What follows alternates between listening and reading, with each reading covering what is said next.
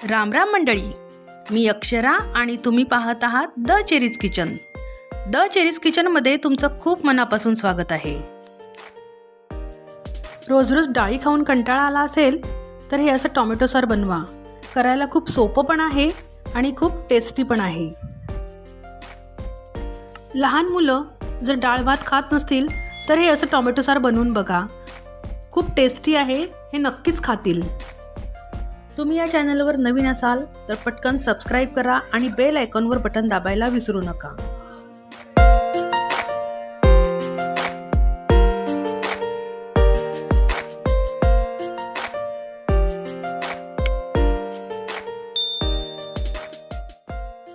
Tomato sauce बनवण्यासाठी मी इथे 1 kilo tomato घेतले आहेत.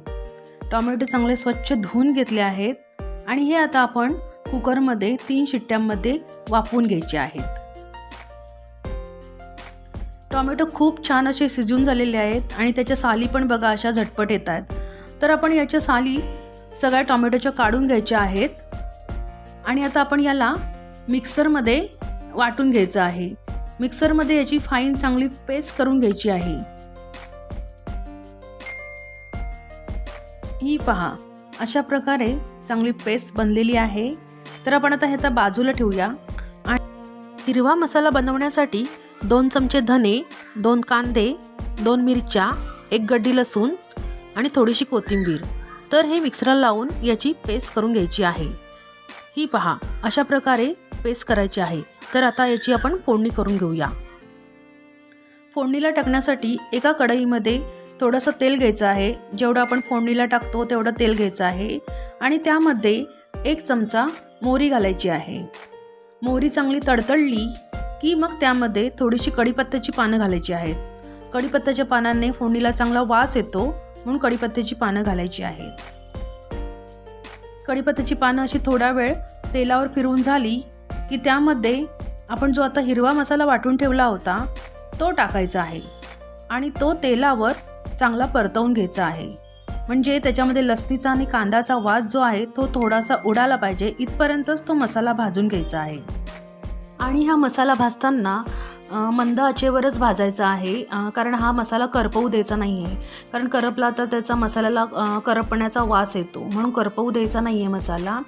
असा मंद आचेवर छानपैकी भाजून घ्यायचा आहे. आणि अशा प्रकारे तुम्ही जर हे टोमॅटो सॉस केलं खूप टेस्टी लागतं हे टोमॅटो सॉस. आणि या टोमॅटो सॉस बरोबर कोणतीही भाजी नसली तरी चालते. हिरवा मसाला खूप छान असा भाजून झालेला आहे. तर आता यामध्ये मी 2 चमचे बेसन ॲड करते.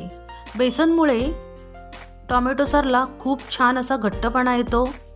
हे बेसन या फोडणीमध्ये चांगलं परतवून घ्यायचं आहे. आता आपण यामध्ये थोडीशी हळद टाकायची आहे आणि पुन्हा चांगलं मिक्स करून घ्यायचं आहे.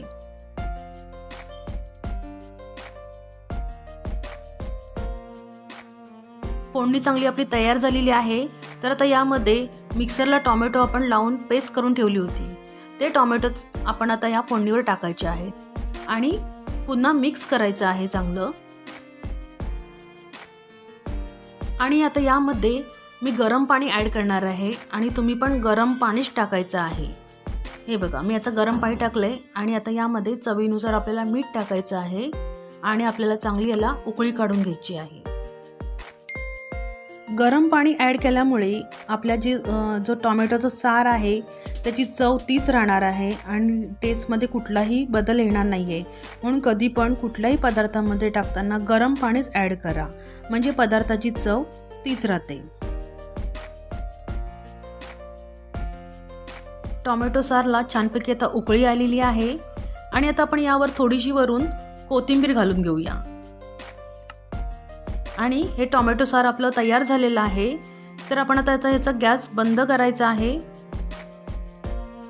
खूप टेस्टी असं टोमॅटो सॉस आहे. आणि जर समजा रोज डाळी खाऊन तुम्हाला कंटाळा आला असेल तर तुम्ही हे असं टोमॅटो सॉस बनवा.